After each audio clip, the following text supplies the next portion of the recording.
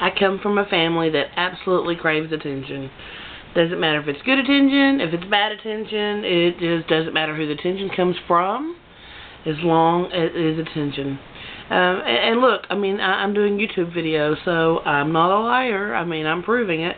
But there's a particular family member that I have that is supposed to be, you know, near and dear and close to my heart, that, bless their heart, just makes up little stories just to make other people feel for them. Well, I guess there's several of us that do that, actually.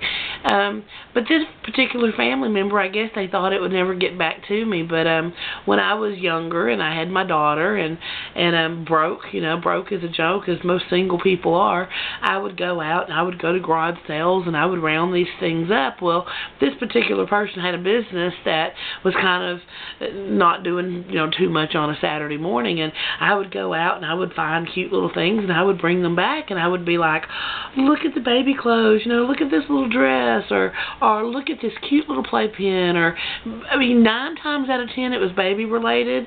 Very seldom did I shop for myself, very seldom shop for the home if I ran across something good and fine. But I went up there sharing these things with this person thinking, you know, this person would be excited for me, that this person would be like, oh, that's such a good deal. And I did it several times because they seemed to react that way. And then someone told me, someone else in the family came to me and said, why do you go and do that to them? You know, that's being mean. And I'm like, what are you talking about? And they said, well, you know, they're trapped up there and they can't leave, and they want to go garage selling, and they love to go garage selling, and they can't leave. And I said, well, I never guess I thought of that. And said, well, no, this particular person and told us that you do it on purpose, that you come up there and that you're spiteful and that you'll dump all your stuff off, and it's kind of like, na, I get to go and do this, and you're stuck, and you can't. And told these people that I was coming up there and pushing it in her face, and making fun of her, or not fun of her, but just kind of, ha, you can't get out, look at the freedom I have. That was never my intention. That is so far off the mark that it is just, it's laughable, and it is sad. That never crossed my mind. I thought I was sharing something that was going on with my life with someone else who gave a damn, but evidently they just thought I was poking at them and teasing them, and I'm sorry, that wasn't the intention. But that's not the only time this person has done these kinds of things. I mean, this is a family person who should have your back. This is a person who should encourage you and love you no matter what. And this person, I guess, just didn't learn that from their own experience. I don't know.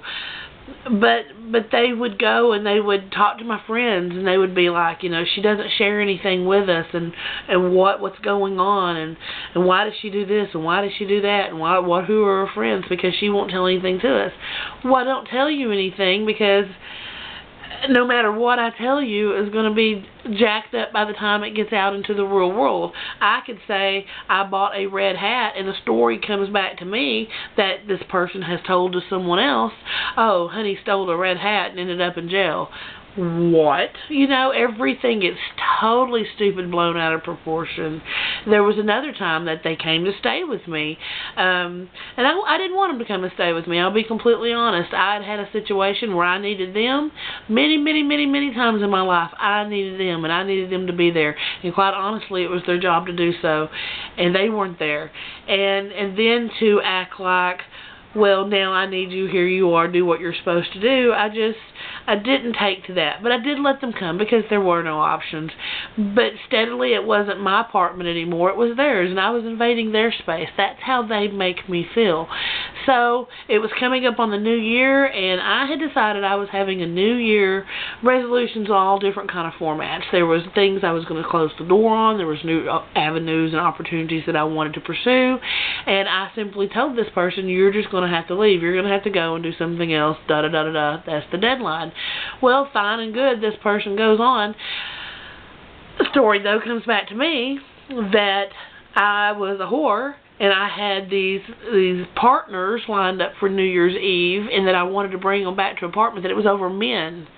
that I wanted to bring them back to the apartment and have sex all night with them, and that I did not want this other person to see what a hoe I was. So I had to kick them out and put them on the streets with nowhere to go over a man and over sex.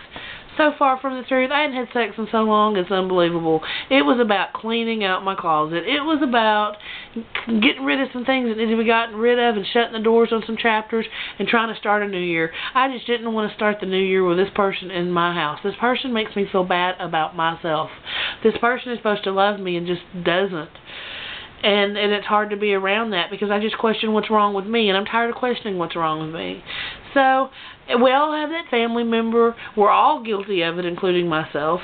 But this particular person really has went above and beyond to twist some stories to other people to really get their sympathies and make me look like shit.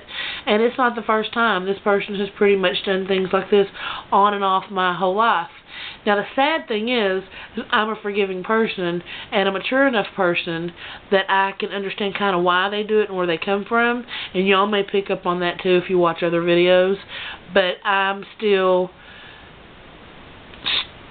living with the repercussions of it.